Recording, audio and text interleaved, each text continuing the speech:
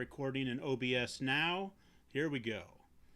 All right, welcome to another episode of Round the Table. This is our first episode of 2025, and we have a smorgasbord of talent for you here today, talking about the field of TTRPGs and neurodiversity. I'm your host, Syzer, or Dread Pirate Syzer. My pronouns are he, him. I am the not just the host of this podcast, but the creator of Skies of Fortune, the Sky Pirate RPG, and I'm neurodivergent too. I have ADHD. Recently diagnosed at the ripe old age of 42, a little older than most people would be, but I'm glad I got that done. So let's introduce the panelists today. Let's start with GMHina. Well, hi. My name is Hina. My pronouns are they, she. I run Tabletop over on twitch.tv/GMHina, and I am also a neurodivergent GM, and I also cater my table to also neurodivergent folks.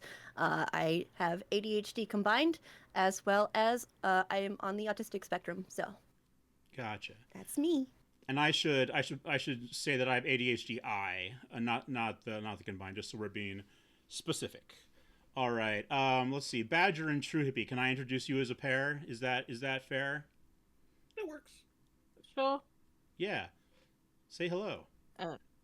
Hi, I'm Badger. I'm a TTRPG artist on stuff like Street Wolves and things like that, but I'm also a TTRPG creator for disability as well as an advocate and sensitivity reader. I have OCD, selective mutism, and another condition I don't know the name of yet. That's the spectrum. And I've made accessibility aids and stuff like that. And I also GM mainly neurodivergent disabled people. Gotcha. And what are your pronouns? It's. Okay. How about you, TrueHippy? I'm TrueHippy. My pronouns are he, him, and I am also a creator of TTRPG Accoutrement. I was an assistant in helping the Badger with the accessibilities creation, and I've also been known for creating Niter's questionable consumables and Cauldron's Tavern Bistro, right? And yeah, and you're the writer of the ADHD supplement. And the lead writer of the ADHD supplement. Yeah. I have ADHD, OCD, and I am on the autistic spectrum. Cool. All right. And last but not least, we have capricious cartographer Vess. Hi, Vess. I'm also known as the capricious cartographer. My pronouns are they, them. I primarily make neurodivergent accessible maps that can be dragged and dropped into games, things of that nature. I also write, though that's not super catered to neurodiversity, apart from my own. I'm on the autistic spectrum as well. Cool. All right, so we got a wide variety of people who are very interested in these subjects today. But the question is, say you just clicked on this video thinking, what does neurodiversity or neurodivergence mean? Let's start with that. I've got a quick definition I'm going to read off. This is from clevelandclinic.org, and I'm going to ask all of you afterward to sort of fill in the gaps of what this definition provides. So, neurodivergent is a non-medical term that describes people whose brains develop or work differently for some reason. This means the person has different strengths and struggles from people whose brains develop or work more typically or neurotypically. While some people who are neurodivergent have medical conditions, it also happens to people where a medical condition or diagnosis hasn't been identified. So, do we like that definition, first of all? Not really. Okay. No. It's really bad. Okay. That sounds like the what's that official thing that reads all the diagnostic table. The DSM? Do you want to describe the DSM. what we would say? Yeah, the DSM, that's it. That sounds like the DSM description, which is known to be very sanist and ableist, because it's for doctors. Right. I think that definition is very much like you're telling us what a cat is without actually describing a cat. You're not actually saying anything. Okay. Yeah, I think I see it also as like it's just that interim, like when you're like, what is this? And then you find that, and that's the baby's first definition of it, and it doesn't really go into depth, or it doesn't really help much. It just goes, oh, okay. And it decides we have a problem. And yes, of course, some of us do, but not everyone does. Yeah, it's, so, it's know, very comparative to specifically neurotypical people rather than addressing actual neurodivergence. It's neurodivergence defined by neurotypical versus what it should be. That's why in CRIP theory, neurodivergency is actually put under the term CRIP, because neurodivergency is an official term given to us, then a term we've actually really agreed upon and have slowly moved on from, and are slowly like mixing in. So yeah, normally the official terms you'll find for neurodivergency are quite offensive and just written for neurotypical people. Okay. So how would we describe this cat then? How would you, if you're going to define neurodiversity or neurodivergence, how would you do that? The same way you describe someone who's trans. Basically, I'm not cis, so I'm not neurotypical. That's how I would simplify it. But it is just like, unlike physical disability, where that is a complicated thing. You can't really roughly surmise, because I don't have ADHD bits, so I'm OCD. I'm on a different spectrum, so my form of neurodiversity is quite different. The only connection I have is the way I am ostracized from society with other neurodivergent people. So the only way I could say is I don't think the way people think normalcy is, and that's it. And it's way too complicated. It'd take me like 15 hours to explain. Right. Kind of coming off of that, like, as someone with ADHD combined type, it is that same kind of thing, is that I can only really tell other people what it's like by telling them that my brain works differently than your brain. And you can't really give a full definition of neurodivergency or neurodivergence because everybody is so different. It's so vastly different. And it's just so complicated. And so you're going to get into like hour-long discussions about what it is before you even get to probably one fair point or one good point, because you're going to have to keep kind of talking about it. Right. There's just so much about it, you know? I don't know if this will be a particularly agreed upon thing, but when I've talked to people and tried to explain like the general umbrella of neurodiversity, the thing I usually default to is it's people who process information externally and internally just different than you would expect them to. Right. See, I feel that's only streamlines certain types of neurodivergency, as ADHD, because that does not surmise the spectrum I'm on at all. Where absolutely, it is. So it's like. But I agree with your spend. If I was going to, I'm not a neurodiversity advocate fully. I'm a disability advocate. But if I was going to explain, that's a much nicer way to explain comprehension issues, especially.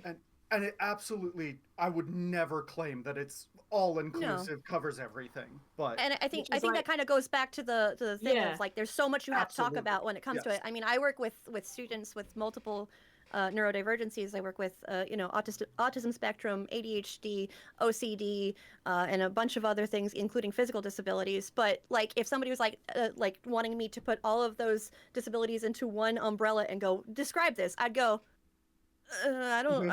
They're different. They're different.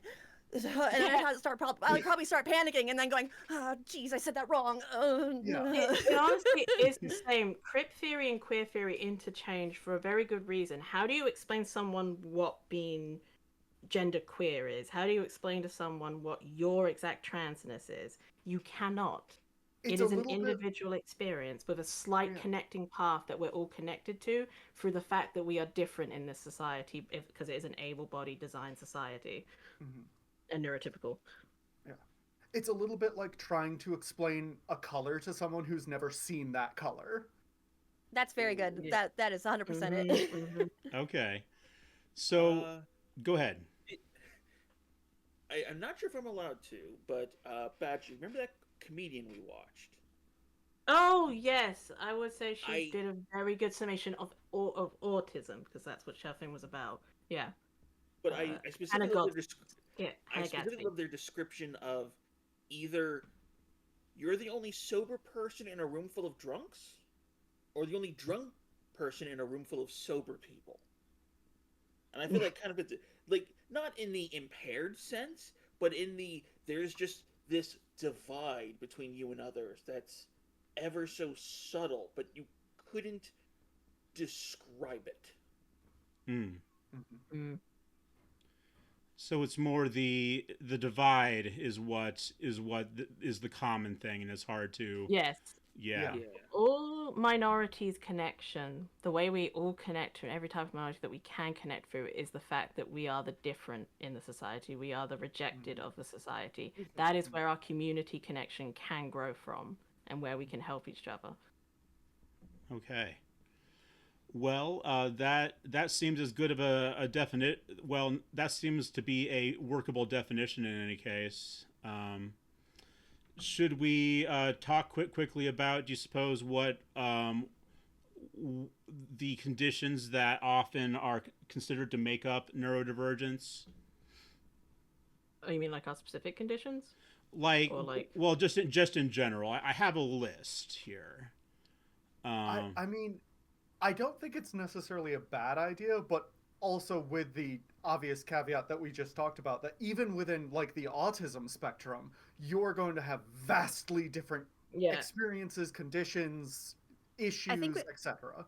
Yeah. I think we just joked about that a little bit when we came to like the different quote unquote tisms, and we were talking about it's just so vastly different that like, and also seeing the others in that list and kind of like looking at, I would not be able to talk about a lot of those other than what I have witnessed, and what I have witnessed is not everything. So I mean, like we're gonna painting with that brush is gonna be difficult for the rest of us unless we're talking specifically about our own neurodivergencies. I think. I can talk about certain neurodiversity in my state of things that I do not experience, but it is unless you are overall an advocate and I think I'm the only one who claims to be one. Not to say that you guys can't be one or anything, but it's best to not. The biggest issue in the neurodivergent community is someone speaking for you. Yeah. So we can give a list of examples to people, but I do not want to speak for people with Down syndrome. I would just like to I can give advice to people roughly, but it has to be understood on the caveat that what I say is what I've learned and what the community can overall agree, but that doesn't mean for everyone. Whereas with disability, I can talk about a lot more disabilities because that's my specialty. I actually think we may want to put like a caveat, like a disclaimer, that's the word, on this episode of like, we are each only talking about the things we know and not trying to make claims for everything or everyone. In the words of a great man, they're more like guidelines and rules. Well, and also when it comes to like the things that help me and my autism, like it will not assist other people with their autism, because especially since I am AFAB, my neurodivergency may present differently than other people's, but also even just my brain is so much different than other people's brains. There's so many like small little things that changes mine a little bit compared to somebody else's, to where like I might say, you do this thing, and they'll go, cool, and then they do the thing and they're like, that didn't help me one bit. If anything, that hurt me.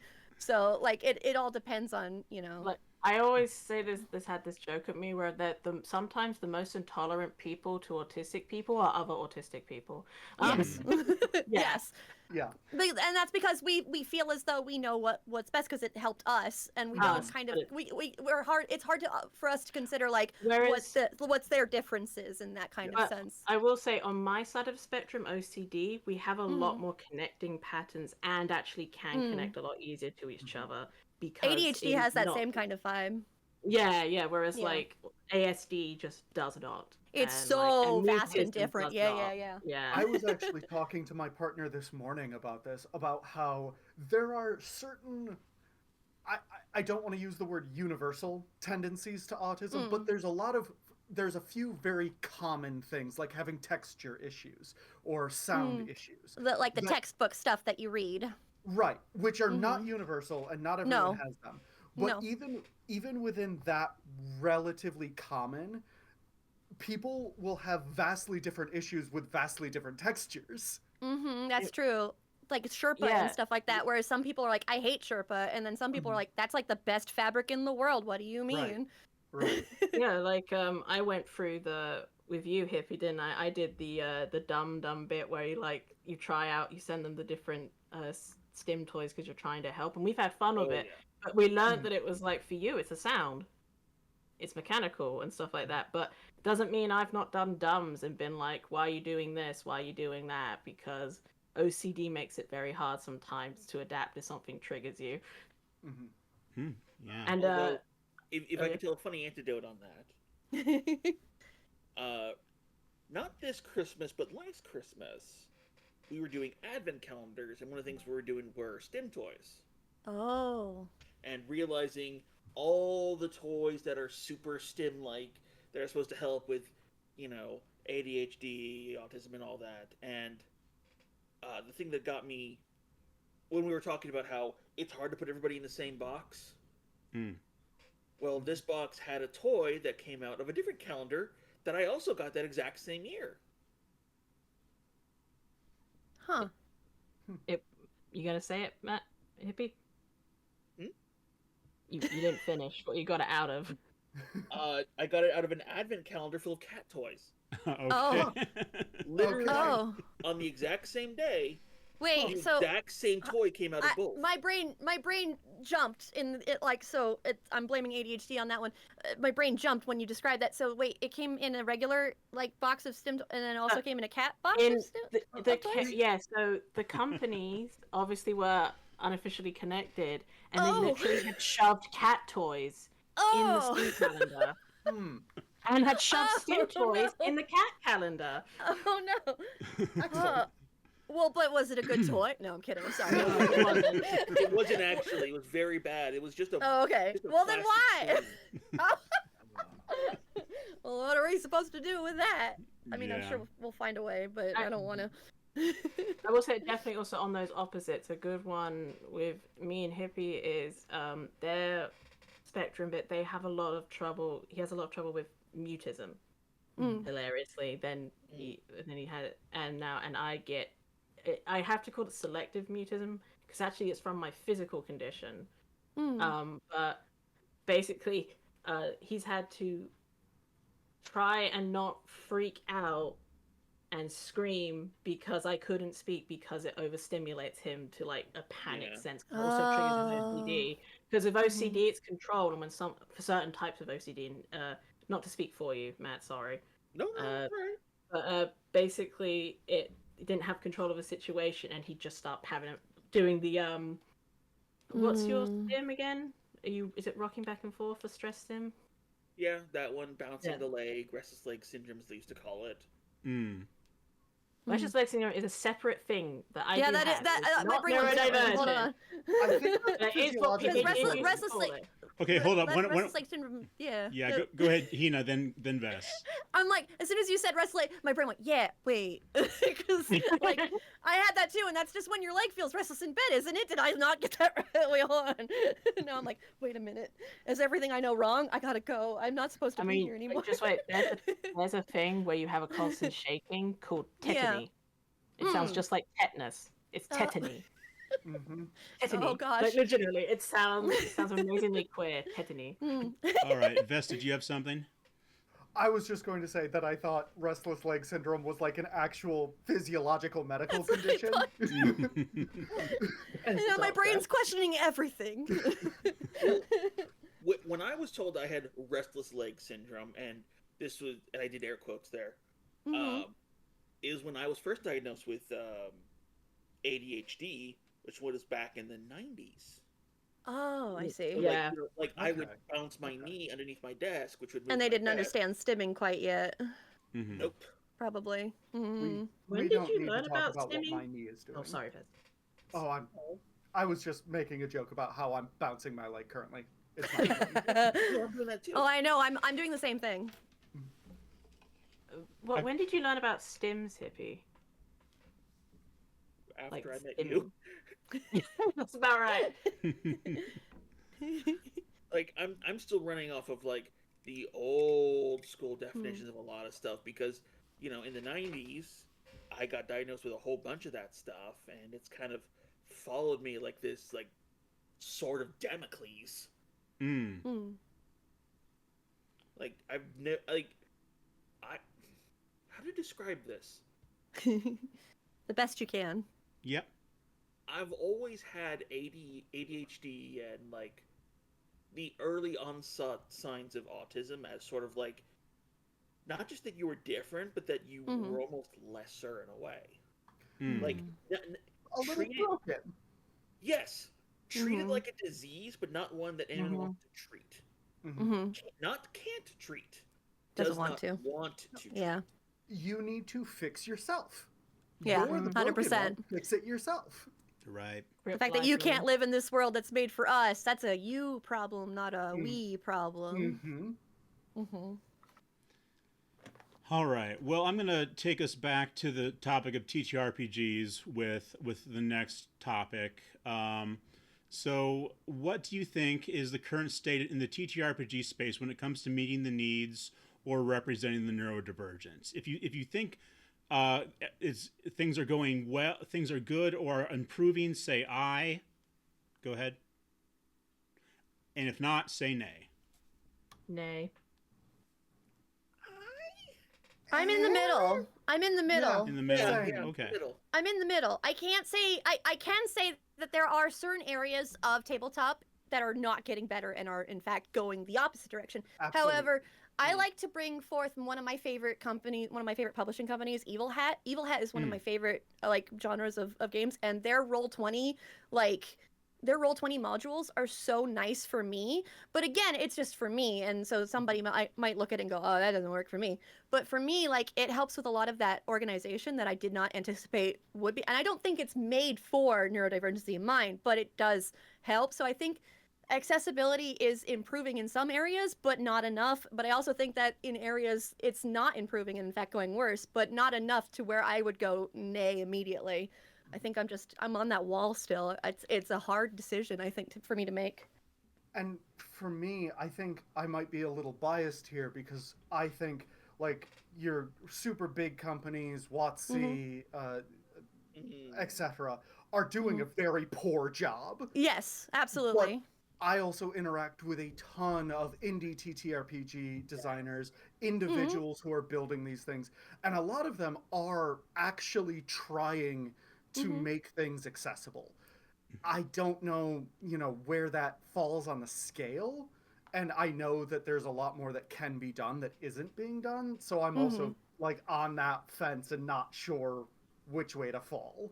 I think it's harder also because of when the pandemic hit, like, everybody started moving to games online a lot more, and so then that needed to make a whole new need, especially for those who are neurodivergent, and so I think that's when companies had to kind of make these little adjustments, and these adjustments, some of them were unintentionally very helpful for, people like me with ADHD, who can't make an encounter. So D&D Beyond made it so much faster and easier. But does that mean that Wizards of the Coast is actively helping people with ADHD? I don't think so, no.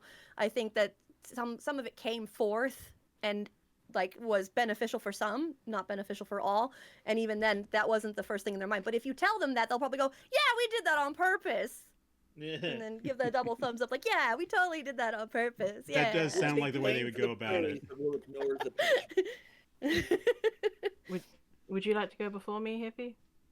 Do you have a say in the bit? I'm sorry, I feel like I'm dragging this. You're not.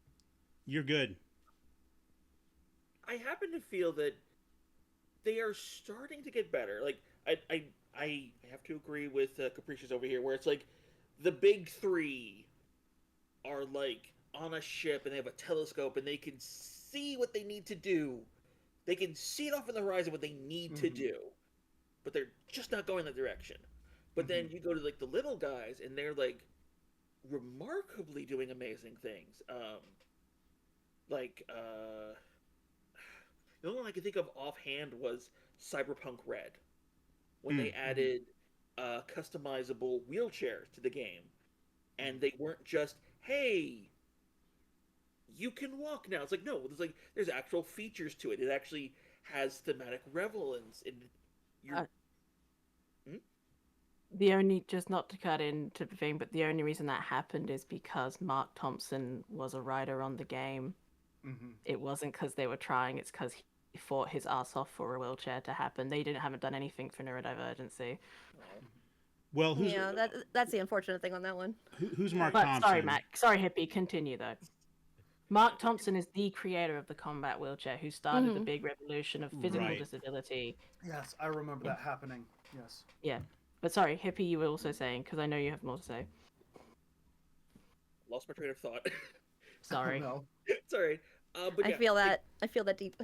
the big guys still need to do a lot of work to get there, and it.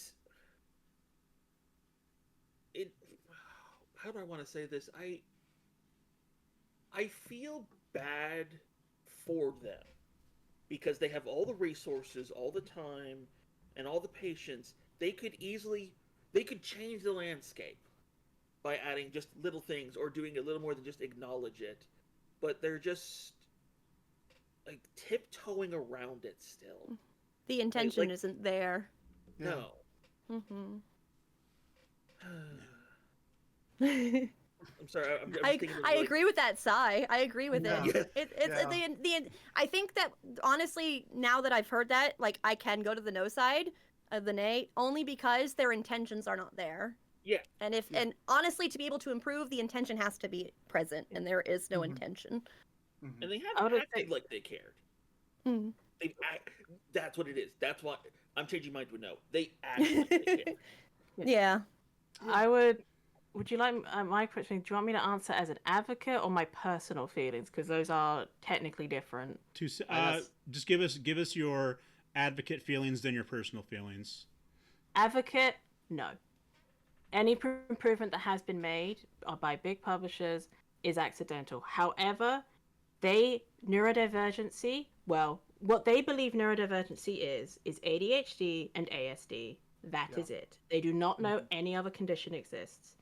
They do not believe anything else is it because that is not what's popular in media. That is not the large people who get attention. They do not even think dyslexia exists. Mm-hmm. There are, I work as a sensitivity reader.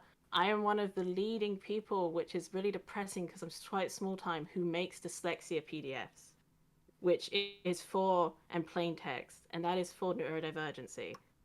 Big companies have the money to do this. Small companies have the money to do this. It just takes time. No one will do it.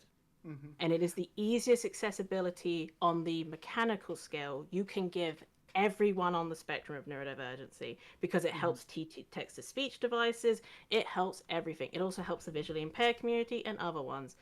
Now, Indie has been doing great for ADHD and autism. I know many people...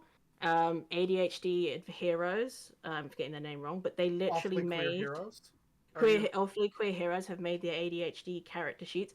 People make loads of indie stuff for autism and ASD and spectrum thing to help you track stuff, to help you keep an eye.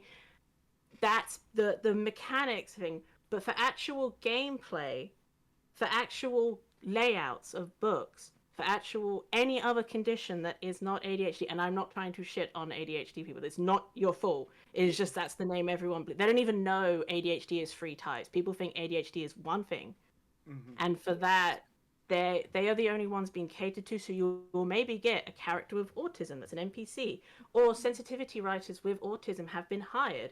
MCDM have hired a lot of sensitivity writers for their book, and they're probably, from what I can see from people like Basil. They're working on it, that's actually going to have some things put in there. I can't promise, I don't know fully. It's like they will probably be one of the big companies that will come out with actual proper thought for neurodivergency. But I cannot really truly name a single TTRPG. Perhaps maybe Mastiff Press Lancer technically, but that was accidental. Again, but they do it, but then they learn and went, I want to try and like be more accessible. But it's always after the fact. No one, not even neurodivergent people, because we are such a secular, the big problem with us is that we think about our condition comfort. We do not consider other neurodivergency. So even when that's it, like the new thing's taken over is bionic reading. bionic reading is bullshit. There's not much science behind it at all, but it's taken over because it looks accessible, because it's a market, and neurodivergency is the accessibility market. I agree with that one. I have been seeing a lot of that bionic reading. No, It does not help me one bit. I've not heard of this. What is bionic reading? It is a new type of, made by a non-disabled company, non-living. It is just a thing that what you do is you change your font and every third letter is emboldened, has the bold on it. And that apparently helps you tracking. I tried it out. It doesn't. Everyone, I spoke to, I gave it to 25 people of every spectrum of neurodivergency. Everyone said they could not understand, and it made their dyslexia worse. The ones with dyslexia, but it appears it's sellable, so it's become the new get this on your browser one. And people that would drive me insane. Yes, that's the problem, and also it also triggered my OCD to no end. So everyone I've met has said they say this drives me insane. Whereas there are dyslexia. If you want to make dyslexia PDFs or neurodivergency like things that are literally there are tons of charities that will just give you the font to use. Have existed. It's for free. You just go on their site. They will tell you how to make your PDFs accessible as best you can. Like it's accessible information. So there has been improvement for autistic players and what is commonly believed as autism and what is commonly believed as ADHD. There has been no real progress on any other front. And as I said, even in indie, it's so selective. It is so selective on who's been helped, and it pisses me off to no end. That's my advocate view. Personal view, I'm angry.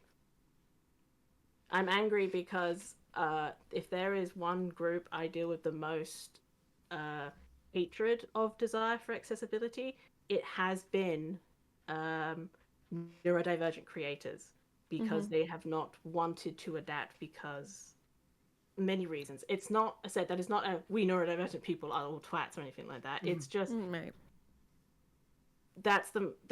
and in every community we have our most pushbacks, and white cis neurodivergent men have been the biggest cunts and pushbacks and abusive people at me. No, and have really? gatekept me. Shocked, I know. And have gatekept many people I know, and will not adjust in the game playing field or in any way. That's why there's a big problem. I mean, Elon Musk's a perfect example of this common thing, because we are raised to be inner ableists. Another way that's raised, especially with neurodivergency, is that if you are treated a certain way and you do have privilege and you're blind to your privilege, and people love to infantilize neurodivergency and believe that you don't know what good and bad is. And then and you do, just point out you do, not and that's so they can say something racist at you, something bigoted, and will go, well, I have autism, you can't be mad at me. I've seen that unfortunately quite a bit. And this is what I get a lot of. This is the biggest pushback I normally get, is someone being incredibly ableist and then going, well, I can't be ableist, I'm autistic. Right. I've gotten that statement before. From my game, I have kicked players from my game for bullying fellow ADHD players, because that's not how they're thinking, and then having a go at me for having memory issues. Because their particular type of neurodivergency, they had hyper memory, like they remembered everything. So they would get angry that they said that I could ask them for help. And then so it's like stuff like that. Personally, I said my brother has had dyslexia, speech impairment. I have a slight slur in my speech from my physical illness. People are assholes. Mutism has been one of the worst in the TTRPG scene I've dealt with. People think you are weird. People are freaked out by text-to-speech devices. People, personally, the scene is absolutely... It's more welcoming to neurodivergency than it is physical disability. But that's only because you don't have to ask for an aid, technically. That's really just the difference. But the minute you bring up that you are having a struggle, you need the GM to slow down, you have a comprehension issue, that is going to decide if you're about to become the problem player or not the problem. Like, it's literally, it is just still not a safe scene anywhere. Also, we are very much the prey to companies like Warhammer. and the miniatures yes. and the scene. We are the target. The things Yes. are targeted towards us. We are pressured.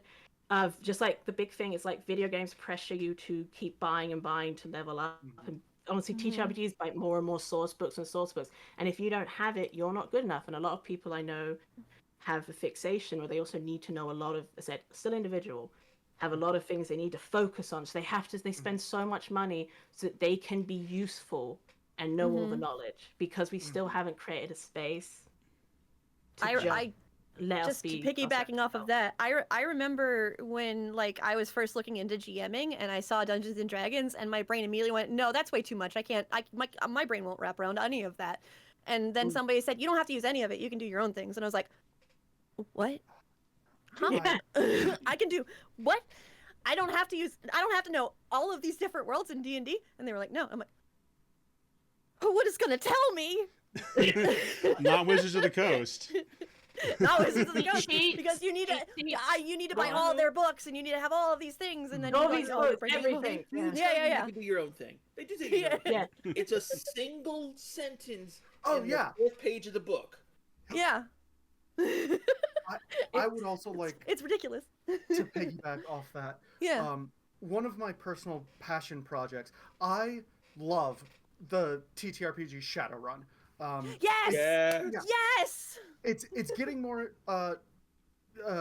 present, yada yada yada. But one of the huge problems with Shadowrun 5e is that all of their rules are scattered across like 6 or 7 books that they contradict each other, and Yes. also none of their books are formatted the same way. Nope. It's awful. It's yeah. it's a neurodivergent worst nightmare, and like 6e did not really do much to fix it. And Right. even still, like, I always joke that 6e has become Excel the game, because like we needed to make spreadsheets to be able to play that game. That was awful. We all hated it. So one of my personal projects was to take all of that 5e, all of the rules, all of the information, and organize them into their own documents and so forth. I have docs for BioWare, gear, magic, all of this stuff, and I rewrote a lot of the rules to make them, I don't know, make sense. Which was just a passion project for me. I'm not trying to say it's like super neurodivergent accessible, anything like that. I use it for my games. That's why I did it. I would say cheat sheets are the accidental gateway Yes. to belief and accessibility. Yes. And they're those never are made so for that good. purpose, but they save. When I was my player for the first time ever, and it was my first time having a GM who's neurodivergent. They said, "Oh, we're playing this game. I got cheat sheets. Do you want to go here? You having trouble?" As soon as you Go hear to cheat sheets, The thing that truly boggled my mind is that I have made all of these things accessible, like available, not accessible, available to people for free, just so they can use them. I have had people come to me and start to just tear me apart because I didn't make Shadowrun 6e. I didn't keep this rule. I didn't keep that rule. As I feel you so hard, right? and it's always at some point it always comes down to, like, if I try and explain that this rule didn't make sense to me or my players, and I try and explain that one of the reasons it didn't is because a lot of my players have ADHD or they have autism. These things don't work in the core book. It's always something where I did it wrong because I didn't make it accessible the right way, even though I never claimed to do that. Yeah. It's always the way. It's why, like, I have to be so fucking careful. I have to specify in every creation of, like, you know, the limits. And it's like in advocacy, it's a big thing. But I would also say, on the note that I did forget to mention on the indivisibility, because Vez is a specialty is here. Maps are. Vez is one of the few people I know who thinks about neurodivergency with maps. I don't know anyone else who does. Thank you. And it's such an important accessibility. I would like to say that with my maps, while I do my very best to think about accessibility, to think about how people will interact with them, I absolutely do not cover every possibility, every player, anything like that. I do my best, but there are definitely going to be people who come across a map, one of mine, someone else's, and are like, this is the worst thing I have ever attempted to interact with. And that's just gonna be a thing. Yep. I mean, if you were able to do it for everybody, I would think you're God, and I would ask your secrets, and I would be writing everything down that you say, every little tiny detail that you say, because I'm like, please teach me. Oh, master. Like, You can't plan for everything, unfortunately. And then can't. again, it turns into the thing of what helps me with my ADHD will not help another person with their ADHD. So like, there's so much difference within those neurodivergencies that you really can't, unfortunately, get every little thing. When I had Matt and my other co-writer Zachary, those two wrote it. I just produced it and was the OCD organizer, because I I was just organized because the two ADHD H types and OCD trying. But one of the big things we did, because we haven't done it for D&D yet, but do you remember Hippie? The main thing that we wanted to make sure we were doing was explaining the 3 types roughly to help GMs think about characters. But when we actually added in the potential mechanics to play a character with ADHD types, we did not go, you are this, you are that, because it had to be at perfect level of slight experience, but not making sure you don't be super accurate, because you can't be. Like, the idea was giving ideas, and I think especially with neurodiversity, the best you can always do is give ideas. The accessibility aids book is about options, because we have none. So even if these are bad, now you've seen the goal is that what we need is to know that they exist. Yeah. And once they exist, you can make your own, because you know you're allowed to. So I think this leads us into our next topic pretty well. What do each of you do in your games or projects to better serve the neurodivergent people? Through representation, through creating things that are more accessible. Just who would like to talk about that a little bit? I don't know if Badger and Hippie want to start, because they have an entire accessibility book. I could also start, because I explicitly make maps for neurodiverse people. However this wants to go. You're talking, Vess. Go ahead. Okay. So, for anyone who doesn't know, I make maps. I create encounter maps, world maps, city maps, etc. And I like to say that they are neurodiversity accessible. And really what that basically means for me is they fall primarily into helpful for ADHD people and autistic people, as well as I recently learned possibly some OCD people. I do not want to say that as a fact, because I do not have OCD. I do not, have a lot of friends who can verify that for me. But It's me. I'm the OCD. I approve. It's okay. I speak for every OCD. Yeah, obviously. But basically, the thing that I always try and remember is that for so many people that with neurodivergence, information processing is the issue. So when you get a map, when you get an image with so many pieces, so much clutter, so much going on, we have no idea what's important, where to look, where we're going. And actually, funnily, I started making these maps because I was trying to run Tales from the Yawning Portal, and there's a dungeon in Tales it's a teleporting dungeon. I could not find the teleporters on the map. Yeah. I know exactly what map you're talking about. But basically, my goal with my maps is to make something that has the important information. You are able to identify it really, really fast without having to really focus. And I make all of my maps as best I can very, very clean. They have very little clutter to distract, because my goal is to make it simple, clear, and uncluttered so that people can look.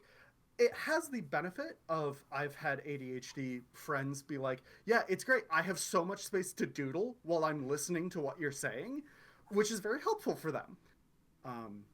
It also allows customization. But my goal is always to focus on conveying ideas and information without having a bunch of stuff trying to take your attention at the same time. Mm-hmm. Very cool. I've seen Vesta's maps. I mean, they are just as they have described. Very enjoyable to look at. Thank you. Yeah. Well, since we got brought up second, I'm trying to think of what, like, the biggest thing that I do in, like, for my group, and I've only had the one, even though they've been running it for 6 years now. Right. The biggest thing that I do is I try to sit down with my players and I try to talk with them. I may not know every idiosyncrasy my players have. My players may not know every idiosyncrasy they have. But the idea is that I, as a GM, want to make sure that I level with them, which every GM should try to do that. But specifically from a standpoint of diversity in tabletop RPGs, like, I definitely try to make sure that my player with bad memory, I will try to help them remember stuff that they will normally try to forget. With my players have ADHD, I make sure they have something they can always toy with. Specifically when it comes to, like, gear, like, not necessarily power scaling, but, like, hey, I always have the ability to do something. Yeah. Don't forget your love of homebrewing with players. Oh yes. When they are hyperfixated, you always feed it. Yep. In a healthy way. You always help. The reason Hippie here is he's the mechanics writer as well, but his specialty is literally you being able to throw a jumble of concepts at him and then he strings it into a line that makes sense.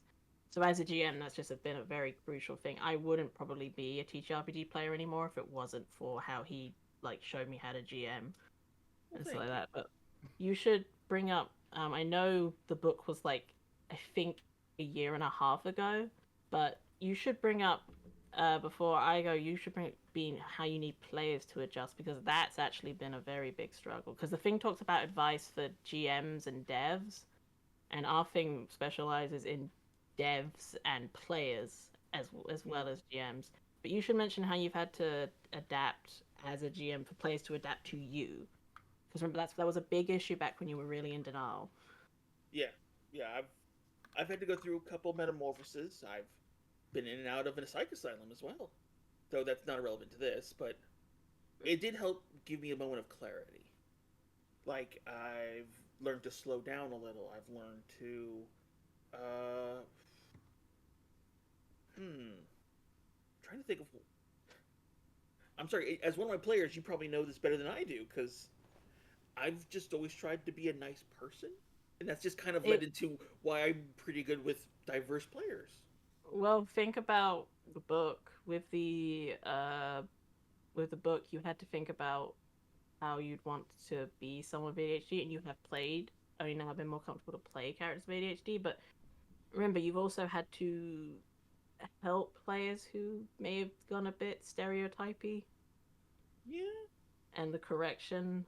I'm trying to think of the exact example. I'm so sorry that I'm blanking right now. Hey, it's almost like when neurodivergent have memory issues. It's fine. Yeah, I know, right? Weird. And brain fog. I feel this entire discussion way too hard. Yeah, I think how Hippie, if you don't mind me using you as an example, Please Hippie, go right ahead. how Hippie is doing here is something that we both had to teach each other to be allowed to be, and then teach our players. When you enter my game, you have to understand that I won't remember things. I will forget names. That is my physical illness causing a cognitive function, but my OCD will make me punish myself. So you've got to, I have to tell players, do not obsessively correct me unless I am being offensive or something, because if you do, I may crash, or I may start, my tone may change, or I may start to hurt myself to a degree mentally, because OCD is a voice in your head. A lot of people think OCD is symmetry and washing your hands. It's not. That's not OCD. For some people, what it is it's a connection, a phobia created from the trauma of an obsession thing. OCD is a terrible name for our condition, but basically there's a voice in my head, to how mine is, that tells me things, and everyone has impulsive thoughts, like if you see a shoe, there might be a pulsing thought where you go, I wonder what that smells like, or you want to pick it up. That thought will stay in my head, and then OCD will begin to twist it and twist it and twist it till I believe that if I don't put those shoes on right now, I've killed my mother.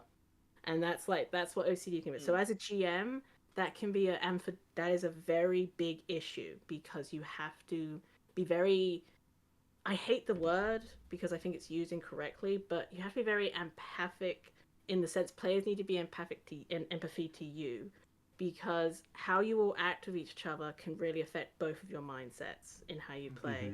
And if there's one thing 80 people on the spectrum and people need is safe space, like more than anything. So as a GM, I would recommend, if you have a player with OCD, first of all, is to not force it to them. Do not bring up their OCD unless they bring it up, because just saying the word can trigger it for some people. Yep. And honestly, with all neurodiversity, do not, because I even did this stupidly when I was first starting being an advocate. I was pissing my best friend off and our other co-writer, because he was having a lot of episodes due to stress, and it was making him be very erratic. And I would say, I know it's your ADHD, and then he went, would you stop doing that, because you're starting to childlike me, infantilize me, because that's the border you always live on with neurodiversity. You are this close always to infantilizing someone. Yeah. So I would just, anytime, this is a personal thing, anytime someone's like, oh, it's just because you're autistic, I hate everything around me. It's like a gut punch is what it feels like. We where have you're just been like, hey, I raised- already knew that. You don't gotta tell me it again. Also, By like, saying- yes, it affects yeah. my whole life. I can do things that have nothing to do with me being on the autism spectrum. 100%. You're right. As much as you can be proud of your identity of what you are, that is for you to decide when it matters. No one else can decide when something is being your ADHD, unless you are potentially or your neurodiversity, unless you are showing clear signs of a meltdown, and they are taking you on the steps to help you through that meltdown. But even then, with players, unless they bring it up, please never ever say, is it your ADHD? Is it your OCD? Is it thing? Just say the simple question, or DM them mid-game if you're noticing to see, hey, are you okay?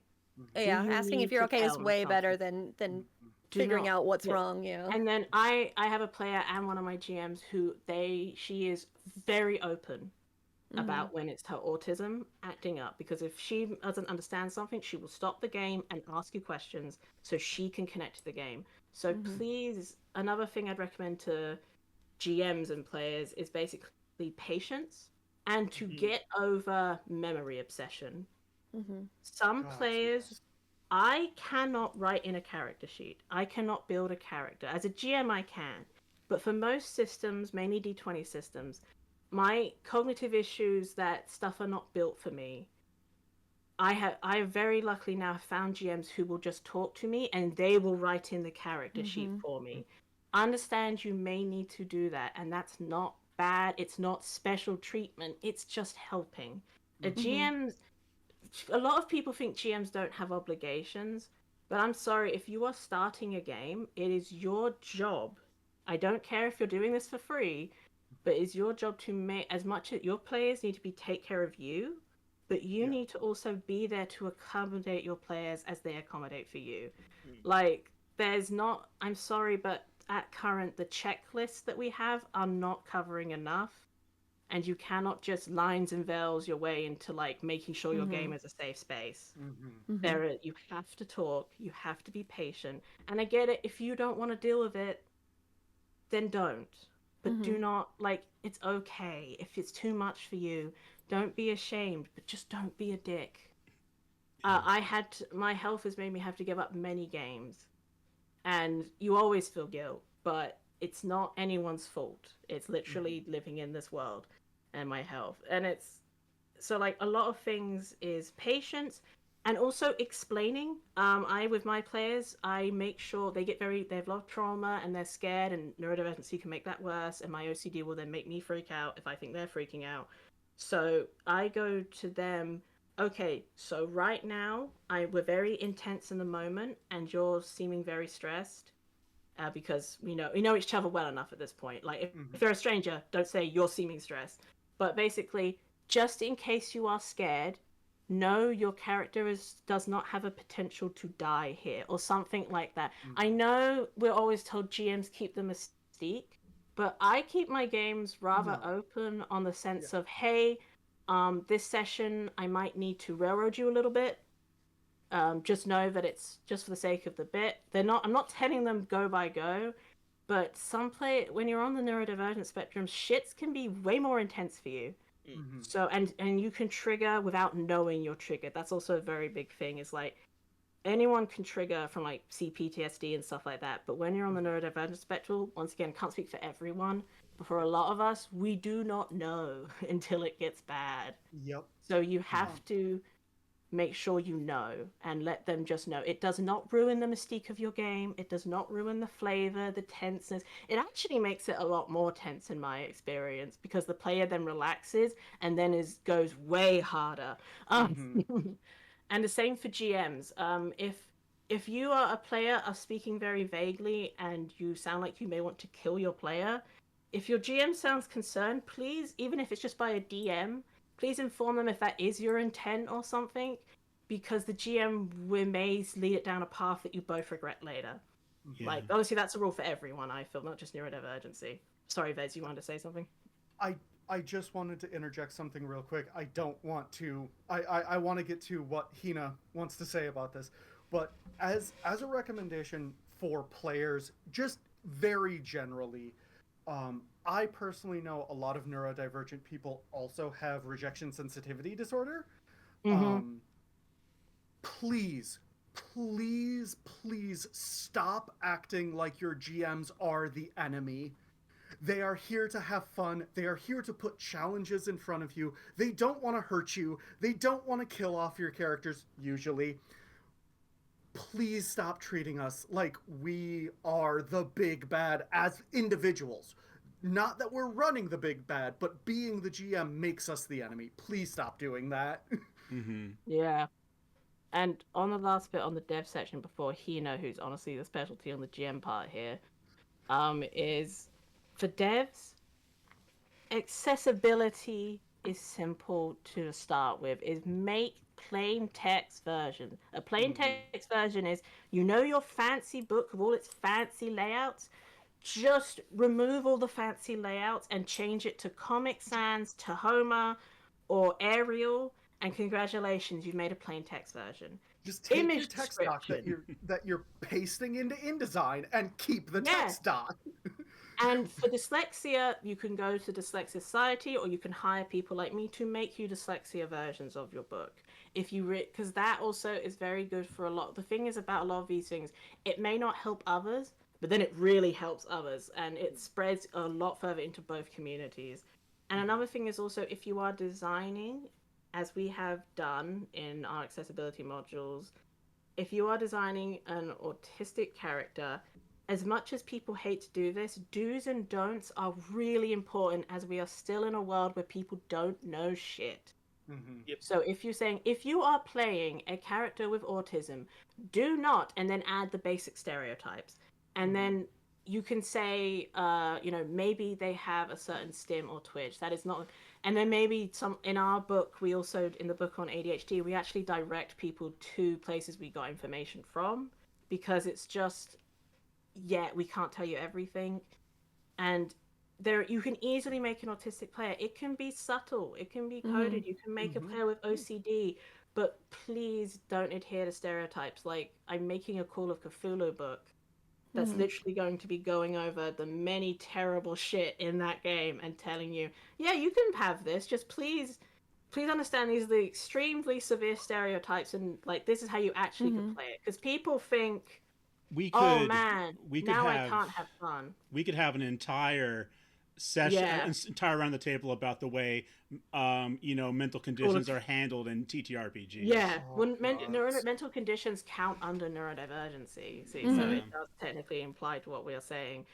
So basically, for devs, and also hire a sensitivity reader.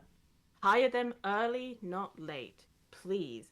I know that it's scary and we can cost money, but if you truly actually care, hire us. I am tired of people trying to screw me. Also, as one of like, can you give me free advice? Okay, well, can you give here's 58 pages. Can you do that for me for free? No. And Yeah. also, don't think that one person can do everything because we can't. Like, we will always lead you to another sensitivity reader. Also, if you can't afford another sensitivity, will probably lead you to someone who they can, because we are quite a tight knit community who sends others to each other because we don't make much money. Yeah, I Like, found that to be stuff. true when I was been talking to sensitivity readers as well. Yeah, and a big thing we actually haven't mentioned but that we should is, I cannot, as much as I can talk about OCD, I can only talk to OCD as a white person and mutism as a white person. And just a big note we've forgotten to mention, and does exist in everything, is if for devs, if you're specifically doing, if you want race to be a factor or culture, you need to find someone of that culture or of a culture similar, because their experience is going to be way different than just hiring a white person or someone of another culture. Yeah. Like, I said I can't speak for you, Hippie, but you know your experiences are slightly different as a Yes. BIPOC person. Like, Yeah. but yeah, sorry, on to Hina. Sorry. Yeah. For keeping so Go long. ahead, Hina. Please, the floor is yours. Oh, no problem. It's no problem at all. I enjoy listening to everything. So, can you just for my ADHD, can you repeat the question that we were on? Yeah, so that my brain can recenter. we're talking about what you might do in your games to better serve the needs of the neurodivergent folks. So I have a fully streamed game over on twitch.tv/GMHina. I have 2 games, actually. We finished one campaign, and now we play a D&D campaign where I have a fully homebrew world, as well as we play Apocalypse Keys, which is an Evil Hat game, because I like Evil Hat a lot in regards to their modules and also their writing. And so a lot of the things that I do with those is, yes, we do lines and veils, but we take it a step further. And I actually, like when we were talking about that, I opened up one of my safety and consent forms that I normally will send to my players. I also make sure to get all of the names of the different players, because sometimes, of course, if a player knows that another player might be there, they might not feel as comfortable. So I tend to try and get those lists that I can get out to other players so that they can feel more safer. And then also, I will lay out different things in that sense, in that safety and consent, instead of just like, what are your hard lines and veils? Are you okay with character romance? Are you only okay with flirting? Do you want to avoid character romance completely? Are you okay with permanent death? Do you not want your character to have permanent death? And then so on and so forth. So I go into a little bit more detail, as well as like, are you experienced in this system? How can I help you with the system? What is most intimidating about this system? And when it comes to my players, we have communal notebooks. One of my favorite things, actually, with Apocalypse Keys, which we're running right now, is that in the game mechanics itself, the map itself, the map, quote unquote, is actually a table that has all of the clues, information, and notes on it, so that they're just there. So since it's part of the mechanics, it's very simple that I don't have to go in and make a whole nother notebook. It's all just right there. And it's very helpful for my players to be able to come back to, especially since we play every week.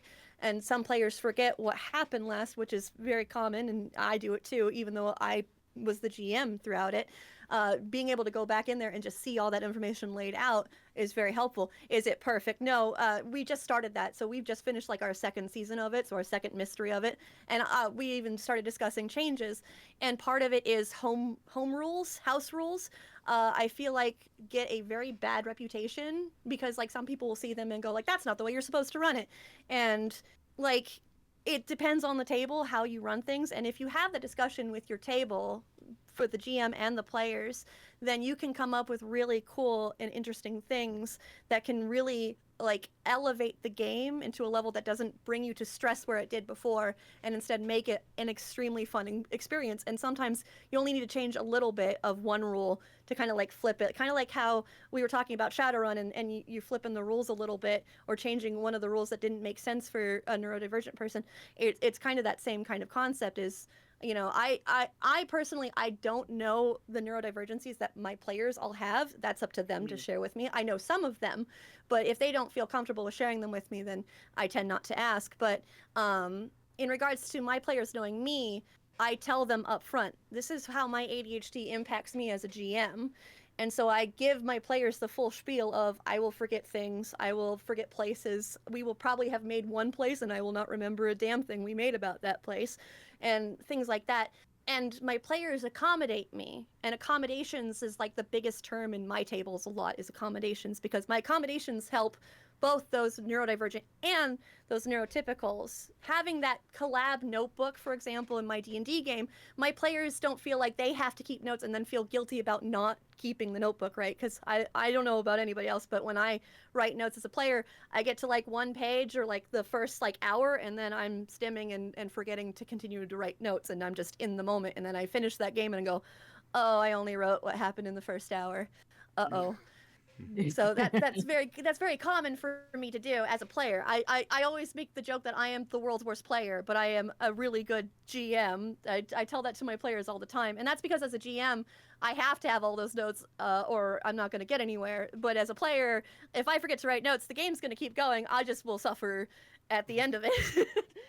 Yeah. But in regards to like things that I've done for my players is the communal notebook. The open discussions, the hard lines and veils, the X cards, and I have been in the situation where I have been part of a table that didn't accommodate me well, to a point where I remember leaving that day going, it's me, I'm the problem, everyone else is having fun, why am I not having fun? It's gotta be me. And if these tools had been implemented for me as a player, then that would not have happened, because then my GM would have known like the thing that they did really hurt me or upset me. And so I kind of go in with this empathy, as we talked about before, of like, think about like how this would impact you. And like one of my players will say that I always make them cry, and I always ask, in a good way? And then they go, yeah, no, it's very cathartic. And I'm like, cool, tell me whenever it's not, okay? And then we have that discussion. And I think having that open discussion and being able to like pull away from the view of the world that you're making, and actually just have that open discussion with your table, it opens the door for, if that problem happens, then you can address it better than if that problem happens and then they decide to go, well, it's my fault, I'm the one not having fun, I'll keep that to myself, which I feel like unfortunately happens a lot more often than and that's really the saddest part. It happens so often, and you hear that story from a lot of players that they're like, well, I tried playing, but I wasn't having any fun.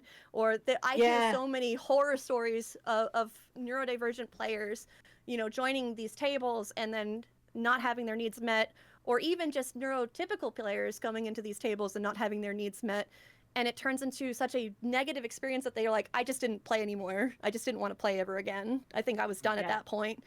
I get that a lot, unfortunately. And I've gotten to the point where I have like a big old charity event usually in July, and I've had people that I've never played for before come to me and send me messages that just say, I've never felt safe at a table that I've only just joined until your table. And that just made my whole heart swell.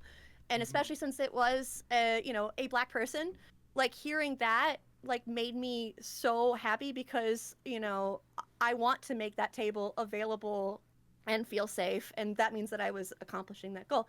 So feedback is very important, I think, between players and GM, and we actually incorporate that in the end of my streams. We have what is it called, where we give our favorite parts or kudos, and so you give a favorite part or a kudo that you had in there, and that helps with my rejection sensitivities for you, which is what I remember was brought up. I'll get off of a call at the end of a game, and I'll just be like, oh god, I was horrible. I did the worst job. This is why am I here? How do I have this many followers? I should quit. I should quit right now. And having that, I bother Badger. Yeah. Every Wednesday.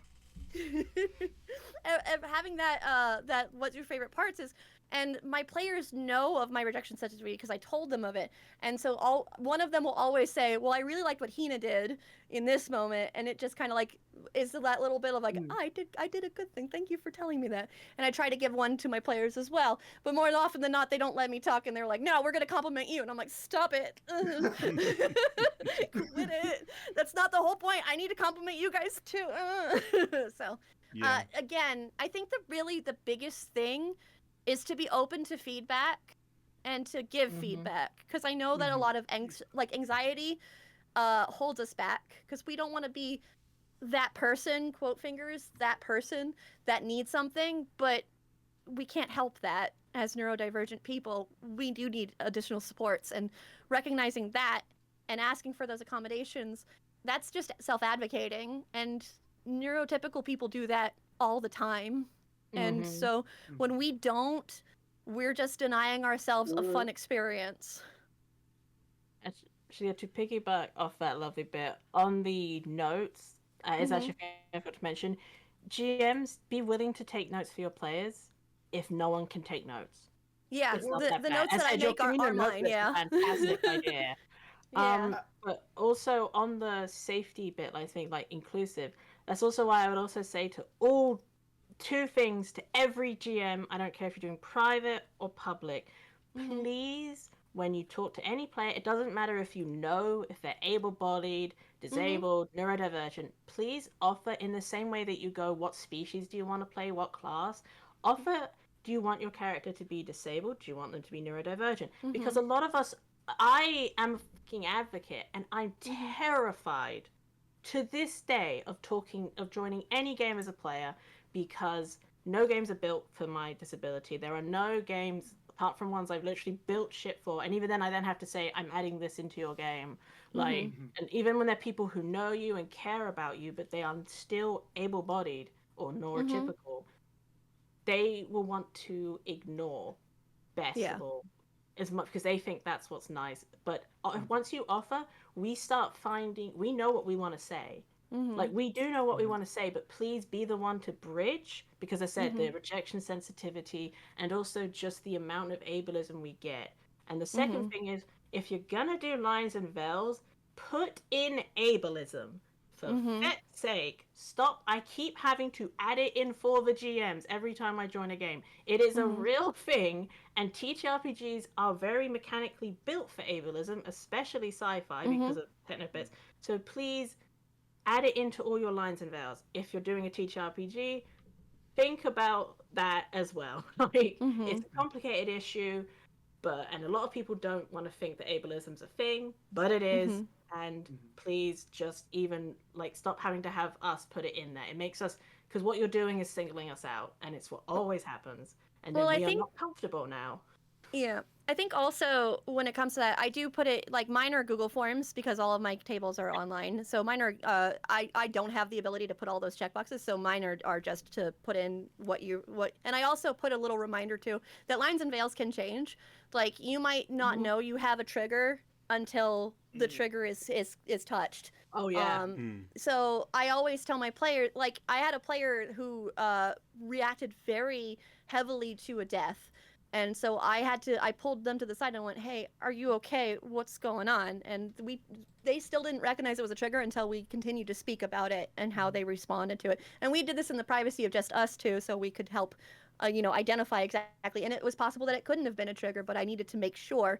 And so I added that trigger, and I updated the entire table. A new trigger has been added. Please be mindful of it. And in my notes, I also have a section that has every hard line and veil, but does not attach names to it. Because I feel like if it's there, it shouldn't be touched upon. It doesn't matter whose hardline or veil it is. And also that allows for that safety of, well, I could put what I actually do not want, because I don't want people to know I'm like this. But now that my name's not attached to it, I can put what I feel, and it would have helped me, especially as a player. So I was like, let's not put names to it. But as far as it goes with that, yeah, I think having that. And I also put that big old clause that says that our games do not touch upon certain aspects. So even if it is a hardline and veil that's not touched upon or not checked here, these are my hardlines and veils. These are not going to be in. And I make sure that the players know that, hey, we're a streamed game, which also means that we have to follow TOS. So there's a little bit more there. So mine ends up being like a big old statement of, like, this is what we're not going to do. And as a white person as well, I like to put on there also that I will not be telling stories of other cultures that I do not know, because that's not my story to tell. And also, like, I make sure, because some players, especially when they're in private tables, will make any character they want. And by all means, please do. That's so fun to do whatever you want, as long as you're doing it safely and carefully and you're being, mindful of that, for sure. There's the caveats of that. But when they come to a streamed game, that's a whole nother thing. And so I have to really talk with these people, like, and let them know, like, hey, I'm going to send you quite a bit of resources about this topic, but I think that you should be definitely careful when you're making this character. And I will discuss with them and talk with them about, hey, let's do research. Let's tell me what you want to make, and we'll make it together, and we'll be careful about it. And with somebody else, we'll make sure that it's safe. So I think that, again, stream games versus regular games are so different, I feel like. But I feel like there are still things that kind of intermingle, like that care in character creation. I mean, yeah, but it's like, and then I do say on the opposite side of that, my only problem with the streaming games, them restricting a lot of things, is like that's also for neurodivergency and physical disability, that has caused so much, like, just we're not going to do it. Like, right. I think just to kind of counter that, I do agree. Yeah. I do agree with that, and to counter that, I believe that that's the GM's job in that sense. Yeah. So I make that world diverse. You do not. You are one character. I'm sorry to say, you are one character, but you're the main character, so that's cool, right? You're one of the main characters, but you are one character, and I need to make that diverse world filled with so many different things, unless you know of the subject and you feel like you can do this safely in that regard. But I do understand where you're coming from, and that is a very good point. That's actually a great way to say it, because that's a big problem I face with, is like, I'm the one disabled player in your universe. I'm the one autistic player in your entire... absolutely. Like, a big thing in crit theory that we talk, I said crit theory does involve neurodiversity, is that so we get a ramp, we're still not wanted. And a big thing in accessibility that's also needed is, like, designing the world your game's in to actually consider. And I know people don't want to, but I said, it's like, we are seeing more queer NPCs in games. Yes. We do see, but disability and neurodivergency, no. I apologize if I keep interrupting. It's my ADHD. No. My OCD makes me, like, interrupt, and then I have to stop myself. I want you to finish your statement 100%. But I said that's another thing you've got to learn. I'd say is that when you have a lot of it's we're all going to talk over each other. Or you're going to be everybody, quiet. the whole table just starts yelling over each other, and you're just like, whoa. But in regards to that, like, for example, like, it's my job to make that world, and I do the best I can in my own stream world. Like, for example, in my world of Drestrea, which is our Dungeons and Dragons campaign, the king of an area is deaf and mute, and so communicates through sign language, and so people speak with him through that. So it's one of those languages that are more, available, because I want that language to be available within my world, because magic could totally get rid of that 100%, but that's not okay. No, that's not okay. Not everyone wants that. Language. No. I use sign, and it's like, sign has regional dialects. Everyone speaks different. It is a beautiful addition to lore of a world. It's so fun. I really enjoyed it, actually. Also, as someone being mute characters have been the easiest NPCs to introduce, but the hardest characters on Earth to play. Hardest characters to play on Earth, but the easiest characters easiest to NPC. Yes. And also because they become we do get infantilized with mutism, but at the same time, you can also be just very easygoing because people are not scared of you. Yes, that's true. That's another thing. Neurodiversity with that is honestly what my king is like. He's very carefree, and he's like making rumors behind everybody's back. Like, then, like it's in the quiet. It's like, then you've got to understand the language, but not every. Is your world a place where sign language is what everyone is taught, or are you wanting it more on the realistic scale where barely anyone's taught? Because in reality, very few people know sign. And then it's like, then that becomes... And I know that can be stressful, and especially when and overwhelming, and you've got to make sure you don't become so technical and all that. Yes. But so's just doing a game. So's just GMing in general. It's just an add-on to the rest of the... Put it with the rest of the pile. You can do it. You can handle it. If you feel that bad at it, you can say, I can't do it. So, Vest, did you have something that you wanted to interject? I feel like you may have. Yes, I did. I wanted to piggyback off of the Lines and Veils discussion and generally playing, especially at a table with neurodiverse people and neurotypical people. I think both as GMs and as players, the most important thing you can be is as reasonable as possible. Even when you have lines and veils listed, even when you know certain things shouldn't be touched on, you will not know what things you can say something that you think is totally fine, Yes. doesn't touch on anything, and it will be bad for someone. And the best thing you can do is stop and listen to that person and be like, Yes. okay, I did not realize that's what was going on. I'm sorry. I won't do that again. But like, be reasonable both that if you have done something that's bad for someone or if something bad has happened to you. It sucks. It sucks if you get overwhelmed, if you get triggered. That's so shitty. But recognize, especially if it was an accident, this is something that you can talk about instead of just blowing up and saying, this was, you know, you shouldn't have done this. How could you? That kind of, just be as reasonable as you can. And that's going to vary person to person and day to day. But accept that you, oh, sorry. No, go ahead. I was just going to say, accept that you're at a table with people, with human beings. And that is gonna shift. Fallible human beings. Yeah, on my hard lines and veils list, piggybacking off of that a little bit, one of the things I also have is a little disclaimer on the bottom that talks about mistakes, because I know a lot of my players have anxiety, and they can come from other neurodivergencies, or they can just be generally anxious. And I've had players who make that mistake and think that everybody is mad. Again, rejection sensitivity dysphoria. So even on my thing, I talk about how mistakes are still possible, even on a streamed game, even us being as careful and cautious as we are to make sure we are within TOS. You know, mistakes do happen, and even I will make mistakes as a GM, and the GM also needs to recognize that they can make mistakes. Yes. Because I think GMs feel like they can't make, they tiptoe around everything because they're so afraid to make a mistake, and that can be based on past experiences, like maybe somebody got really mad at them, or they believe that somebody got really mad at them and they're like, I'll never do that again. And so it becomes that anxious culture of sorts, I think, where I put in there like, hey, if you make a mistake, it's okay to say, look, I messed up, I am so sorry. And you know, if anybody, and I tell them also, if you're still upset with it, they can come talk to me, because like, as a GM, I want to facilitate that discussion, and I want to see why exactly that still upsets you, and what about, you know, what can I do to make the table dynamic feel better again? Because I mean, mistakes do happen, and I feel like again, communication is the #1 way to help with that when a mistake is made.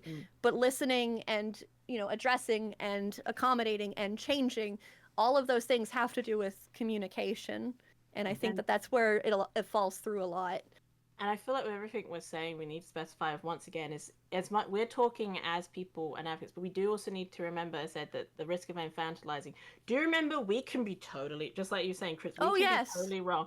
And a player, if you're a shithead, being neurodivergent doesn't mean you're not a shithead. I have kicked a player out. Yeah, who 100%. was using that every time they were trying to, turns out they were cheating in the game. They were rereading stuff and using like memory issues.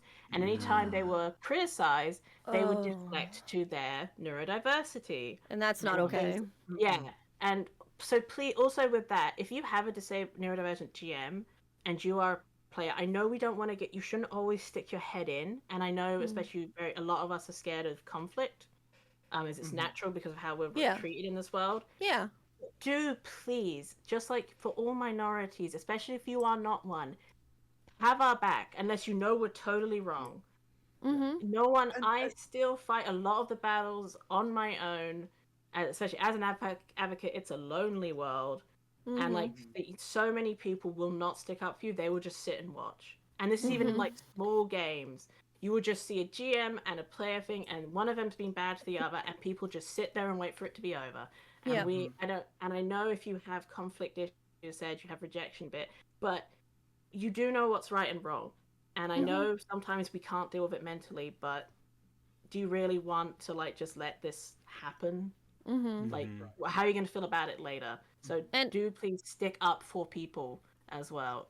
I have seen people also like kind of come up and say like after the game has finished or after that session, they're like, hey, can I talk to you about something I saw on the table? That is 100% a good way to advocate as well. And something I wished would have happened, because sometimes even if you feel like in the moment you cannot like that sucks, unfortunately. But hey, if you can advocate, you should as soon as possible.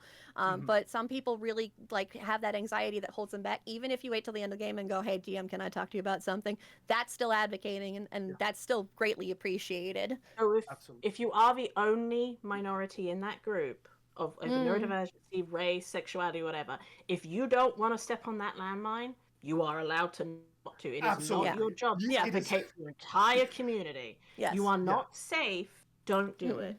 Yes. That is Only the do it if job you of feel the safe. Yeah. Yes. But that's why I'm saying stick up. Work with each Yeah. other. Stick up for Yeah. people. We need help. Yeah. We need people to stick up for us as well as much we need to stick up for each Oh other. yeah.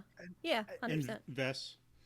I was just going to say, it is so important, especially if you're at a table where, like, I have audio processing issues. So sometimes I will be Yes. DMing a game and have to ask a player 6 times what What they did you just say? said. Yeah. Yeah. I do it too. All the time. All the goddamn time. It gets very frustrating for me because in my brain I should be like, I have heard your words. I don't know what they mean though. Yes. Yes. I so know what you're saying.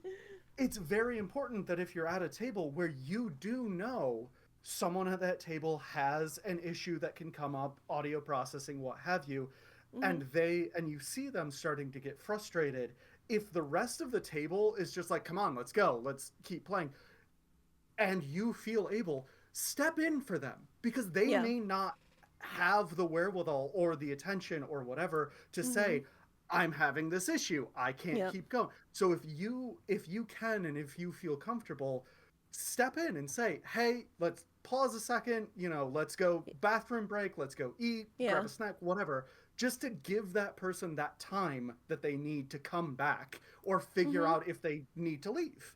Yeah. And I do that a lot during my games, the stream games too, where if somebody's like, because mic issues, if we're going on a non-neurodivergent thing, mic issues are a thing that exist as well. And so people will miss things. And so it should be okay to pause and say, what were you saying? And I think at some points that I've said, like, especially when players are like, they want to get in, they're very excited and they want to get to the next part really badly. And I get that desire to want to move forward, but they'll be like, but then as a GM, I will say, there's no rush. This isn't a timed event. What did you need to know again? And I'll direct the question back of let's figure this out. What are you struggling with, or what you needed me to talk about what I said last or what I said a second ago. Here's what I was saying. Or I'll say, I'll type it out too so that you can have that available in your notes. Or I'll just make a note of that and add it in there later. There are accommodations that you can easily do where you don't. Oh, you said. Go ahead, sorry. No, you go ahead. Go ahead, Vess. And Gina. ADHD at the same time. and neurodiversity. Woo! We're all on the top of each other. This is the best idea. We're No, gonna do Vess. We're gonna do Badger. Then I'm gonna take the floor back for a moment. Sure. If you want something super simple that is super easy to do what Syzer has been doing. If you notice that someone has wanted to say something, has a question, wait for a pause and just be like, what did you want to say? What did you want to ask? Whenever that happens. Advocate for them. Thank you. Yeah. All right, Badger, did you want to piggyback off of something? Yeah, mine was more of like an anecdote on like audio processing. So my illness gives me direct brain fog, every form of processing issues, and like right now I haven't been able to read for a month without like TTS. But like I was saying, I've noticed with my OCD, so this is more like it's on the other spectrum. And so you got a big note. OCD is a completely different side of a spectrum to ADHD, like the exact opposite. So someone has audio processing issues, or Hippy here is a good example. He hates sound effects on Discord. They make him jump. I need sound effects to remember where I am. But the problem is I've realized it started to trigger my OCD. So I started pressing them a lot and a lot and a lot. And then when someone tells me to stop, I take the rejection severely badly because you're telling me to stop a thing I can't control. Like, and I've literally like gotten sad for a whole game, not realizing it's because someone was taking away so in OCD, like I'd say it's not that the stim, it's a compulsion. And the compulsions hurt. Well, stim can hurt too, but we don't really have positive but they're different in that, Yeah. They definitely need to be recognized as two different things in that sense. But like I will start. I need like when I run my game, I need sound. I need music because I've realized it helps me Oh, keep I need focused. music 100%. I Yeah, feel that 100%. right? But like the sound effects, I always turn off the sound effects, like the soundboard in Discord, and I'm like, don't play that, or I'm gonna go, where were we? What's happened? I'm also bad for players because they all hate sound effects, and I'm like, but I need it. I need it. Well, I'm sorry. but that's I'm the so thing, glad too, you is- can mute them now. Yeah, you can mute them. So like it's that turned into like a wonderful and it's not really an accommodation, but we could turn it into one for sure. Of like, hey, I'm gonna mute these. You all have fun with that soundboard. I don't want to hear none of it. Yeah, more like an anecdote on just how fucking different anyone's gonna be. I mean, OCD, like just like neurodiverse, you can come off like the biggest arsehole. Like OCD, Yeah. if people start repeating, like a lot in the queer community, we love repeating words like "huh." Echolalia. Echolalia. The problem is, yes, echolalia is a thing, and with OCD, it can become a trigger compulsion, and I will start repeating that word in text over and over and over again. And I've had to tell my friends, please be careful. And when I'm doing it, I'm not joking. If I do it more than 3 times, I'm gonna keep doing it. Don't freak out.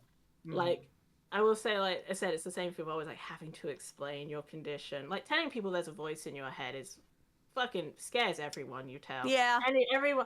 And another thing, please stop saying I might be OCD. Was that OCD of me? Was that ADHD yeah. of me? Was I that had a little bit of autistic of me? ADHD. Also, like I'm on the bit that I'm saying it now, but as someone with OCD, I don't feel like I have the right to say tism because I don't have it. I feel like that is a specific word for the bit. And there's things like that. Like I can say I'm being OCD about where some people will say I have the can't. tism, and you're like, Yeah. What, are you just saying that for the thing? What are you saying? And then we start to go, are you saying that for the bit? My worst, like at work, I'll hear, oh, I'm just a little ADHD, and I will slap visibly you. cringe. And one person actually was like, it's a superpower, right? And I was like, I will punch you I will cut at you. work. At work. I will fight someone. I don't want to. Do you see all of me? I'm the nicest person. I will punch you. I'm definitely in advocacy. My ability to cater has become a much more violent repulsion. We've all chosen rage, is what you're saying. We've all chosen I chose rage. Yeah. Okay. Rage was chosen for us. Rage was chosen for us. Exactly. So why we need Queer Wrath Month, right? Yeah. Yeah. Yes. And Disability Wrath Month. Disability Wrath Month. Oh, yeah. please let me know when that's a thing. I'd love that. Okay. So anyway, I wanted to just say real quick, respecting everyone's time, do we want to start wrapping up now, or do we want to talk a little bit more? The only thing I would like really is just like Syzer, you are the newest to the crew of True. Neurodiversity, and I would kind of like to know you learning all this, and you're only 5 months into diagnosis, right? Yeah, that's pretty much. It was like the end of summer that I got my diagnosis. So yeah.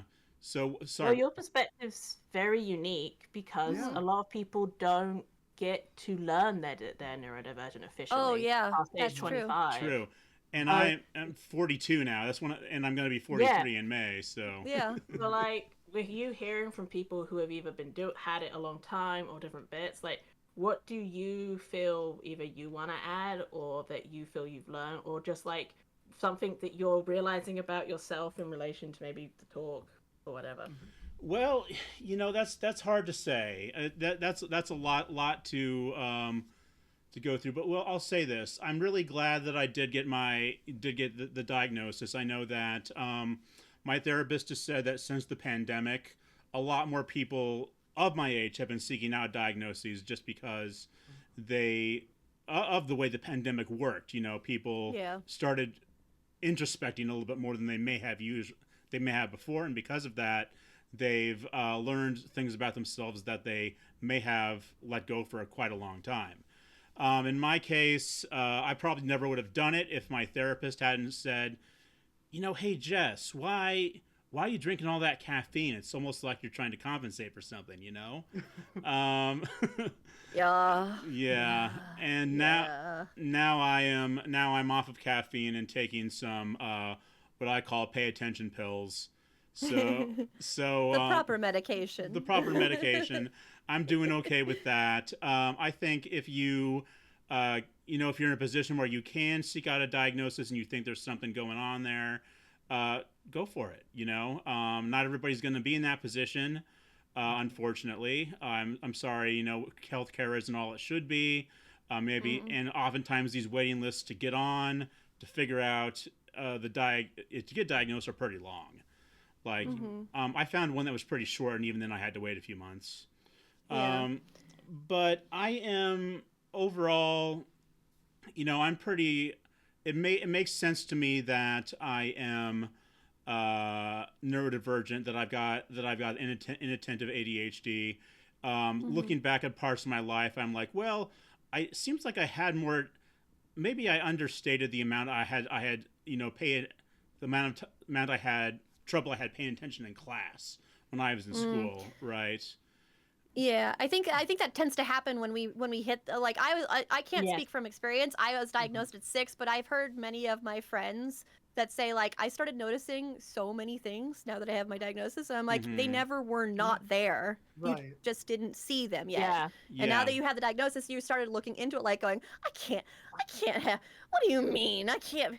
Oh. Yeah. See, I've had to remind several of my friends, especially with ADHD, that there are some forms of ADHD where you will not know you have it because you didn't have trouble paying attention in school. Right. And it's because of the structure. Yeah. As soon as Yeah. you were Yes. without that structure, That structure that's helped when you had- significantly. Yeah. Exactly. Yeah, and But that's why you didn't think you had it. And I had a lot of problems when I first went to college, and that was partially mostly from depression, which I'm also taking meds for.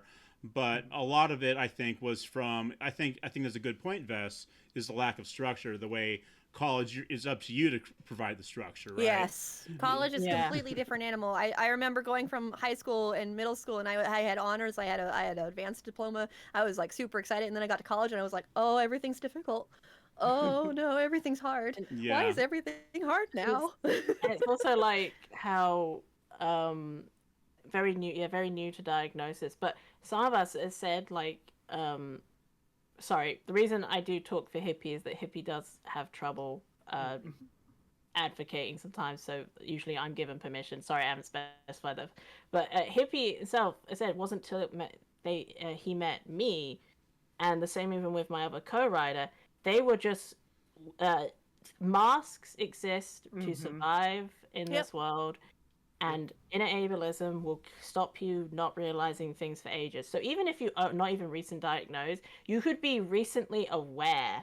And then you start. Then it's just like being recently diagnosed. Like I'm That was 2 my years experience. OCD. That was my experience as Yeah. well.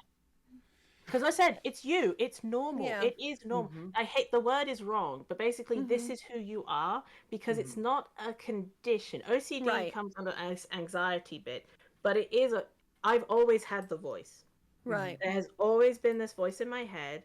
I used to believe that if anyone knows Terry Pratchett's Discworld books, if anyone knows Tiffany Aching, when I was 7, she said, I have first thoughts, second thoughts, and third thoughts, but you never tell anyone about the third thoughts. So I thought I just had first thoughts, second thoughts, and third thoughts. I do, but it's OCD. But I thought it was normal to think if I don't pet my cat, he's gonna die. Like you don't realize because you cope as well, because they thought I just had anxiety disorder. A lot of mental illness clouds neurodiversity because they go so well in together.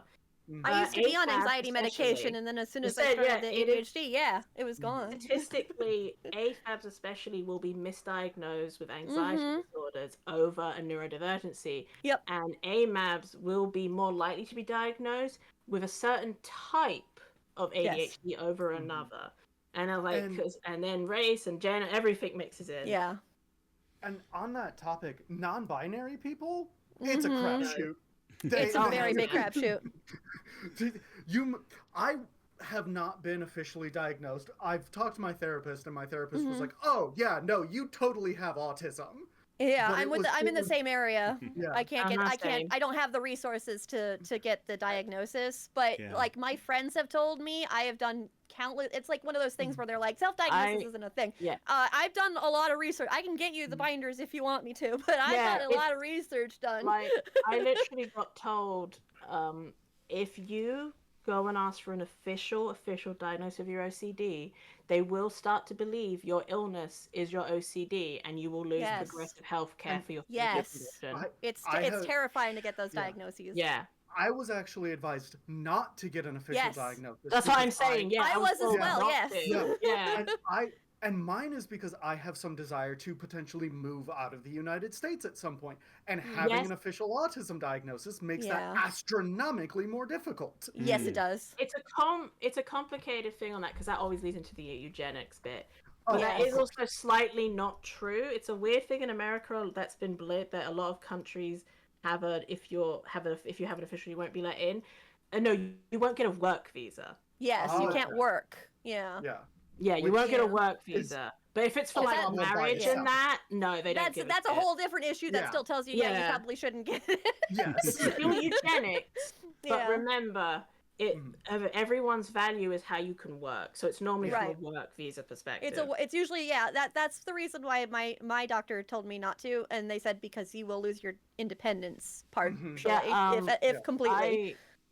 I was given permission to tell people this. I had a friend who, when they got out of prison, they were told, you have ADHD, but I'm not going to write that officially, because if I do, you are in California. They will basically sterilize your brain with these medications. So when your parole is off, if you make it through, then go get a diagnosis. Oh So gosh. literally, anytime you meet things, they're going to tell you don't get an official diagnosis, because the world is built to immediately destroy what you can do. Whereas a physical illness, you do want a diagnosis. Right. Yes, that's the because weird you need thing. that medical care. Yeah. And then with mental Yeah. health, you kind of do, so that you can, but you kind of don't.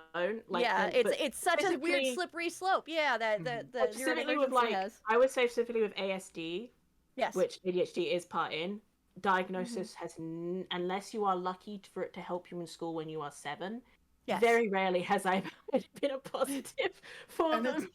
it's super dependent as well, because like sometimes getting a diagnosis of ADHD allows you to get medication that is Yes. super helpful to you. Yes. Yes. Sometimes it means no one will ever listen to any of your problems in healthcare Yes. ever again. Yes. Very I much mean, so. Hippie It's- in the 90s, your mother wouldn't let you have the meds, but it wasn't just because of her ableism. It was because that was when Ritalin was stopping your heart, Yep. and that's what they were Yeah. offering you. Yeah, They did the same the thing for issue me in is- the 90s. They gave Yeah. me heart medication, not ADHD medication, and I didn't know that because I had to call my mom and be like, "Hey, what medicine was I on when I was a kid?" Because my psychiatrist is asking, and she told me, I'm like, "That's not. What is that?" She told Yeah. me they didn't do stimulants back then. I'm In- like, "What?" In the 90s, you were given beta blockers of a type, Yeah. which what Ritalin Oh, yeah. initially was. Yeah. So Luckily, it yeah. slowed And the our problem heart was- rate. Yeah. Yeah. The only issue is, of course, because of that, Matt then never got any more help. Yeah. Mhm. Yeah. Hippie here got no more help, just like that. I didn't get a lot of help when I was a kid either in the 90s. That was a lot of Right. Yeah. That the 90s was an awful time to, and that was also the ADD and ADHD. So I got the ADD, which was Oh, you know of course, what yeah. if you're AFAB, you get the ADD, and if you're born You male, get then the you get the ADHD. But they're in reality the same thing. But the ADD didn't need to be medicated as badly. Apparently, it was something that was like Yeah, wildly Yeah. I do. They're like, you're fine, you just can't focus, and I'm like, okay. That's kind of the problem. Me, what do we do? You don't need any help. I'm gonna go help this other person that has ADHD though. Okay. Oh my goodness. Okay, Vest, do you have any thoughts to help us wrap up here? I think my thoughts are really just kind of what we've been talking about. Is just like everything is going to be different. Everyone, even if they have the same like umbrella, neurodivergent, whatever, they're going to be different. Just listen to people. Do what you can. Try to actually think for even just like 5 minutes before you start a game. What can you do to help? What do you need to I be didn't mean able to to laugh enjoy at this? that. Yeah. Just True. think and try and listen. Yeah. But along that same note, don't learn that a player has some sort of neurotypical disorder and then you're like, oh, I better research this to death so I can Yeah, Oh, please don't God. research me. No. Please don't research me at all. I don't need that. Thank you. If we want you to know, You can ask We'll and we'll tell tell you. We'll tell Yeah. you. Although, do look for create by people who have its resources that are Yes. specifically for Yeah. TTRPGs, provided Yeah. they have been done by someone of the community or worked with. Do not. I'm sorry if you are able-bodied, you cannot, or if you're No. neurotypical, unless you have said I have had sensitivity readers of this bit. Right. Yep. Don't. You cannot Yep. trust it. Gotcha. Mhm. Okay, well, we're going to do pluggables real quick before we sign off. Had a great time today. I know I learned stuff. I hope everybody else did too. Yeah. So start with Hina. Go ahead and give us your pluggables. Okay. Hi, I'm Hina. I stream over on twitch.tv/GMHina, where I play currently 2 campaigns. I have New Visions University, which is an Apocalypse Keys campaign on Tuesdays at 6 p.m. Pacific. And then I also have a Dungeons & Dragons campaign that's on Saturdays at 3 p.m. Pacific, where I have a fully homebrew world where the gods are gemstone dragons and the world is filled with magic. And you can also come join me when I sometimes play Dragon Age, Veilguard, or other awesome video games that are my hyperfixations, because I don't have a problem. Not at all. Don't look at my backdrop. Anyway. But yeah, you can catch me once again, twitch.tv/GMHina. All right, Vess. You can find all of my maps, all of my Shadowrun shenanigans, including the rules I mentioned and a couple of other like runs and stuff, over on Ko-fi at Capricious Cartographer, which it's on the screen, so you can use that to spell it, because if I try and spell it out loud, I will get it wrong, even though it's my own name. Yep, it's been on the screen the entire podcast, so you probably should be good. Yeah. All right, TrueHippy. You can find me at Gaming Hippie on Blue Sky. I am just getting on there, so I'm starting to get new stuff sorted out and all that. You can find some of my previous work of Niter's Questionable Consumables, in case you want some magical foods and snacks for D&D. Cauldron's Tavern Bistro, if you want to try out the new Artificer subclass I made, the Gourmand. And you can find me on a bunch of Badger stuff as well. Although there's one thing I wanted to pitch. I wanted to talk about it earlier, but go for it. Trouble in Tranquility Town, Badger. Oh yeah. We did quite a bit on trying to be very inclusive with that module for D&D. If you want an example of how to like do an autistic character, yeah, I actually got a message from what's the opposite of DM's Guild? The other one. Drive-through RPG. Yeah. Drive-through. I got emailed by them just to say how happy they were this existed. So, that's a thumbs up. But yeah, no, Hippie and the three of us, literally, it was for a game jam and it was written in 3 days, and I had to then like make crappy art in 3 days too afterwards. It was amazing art. Come on. I've seen Badger's art. Badger's art is great. And Badger, why don't you give us your pluggables while we're at it here? Okay, so if anyone's looking for me to hire me commercially, like indie bits of TTRPGs, I am available.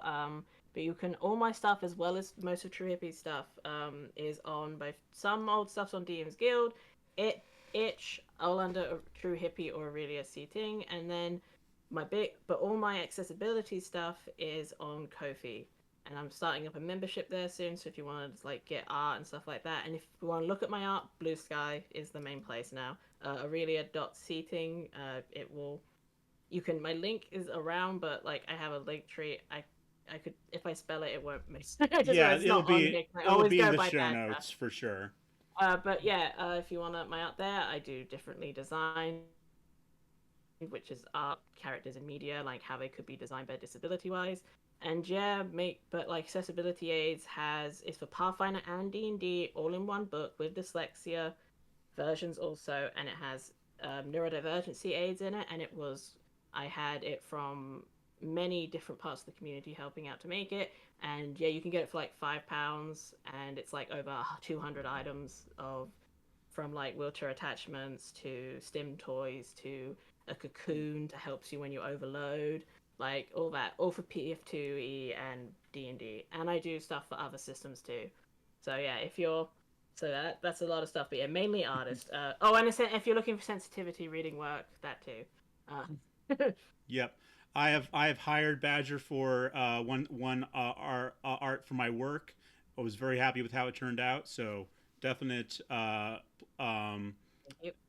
plug there. So hey everybody, thank you for tuning in today to hear about TTRPGs, TTRPG scene as it relates to the neurodivergence or neurodiversity.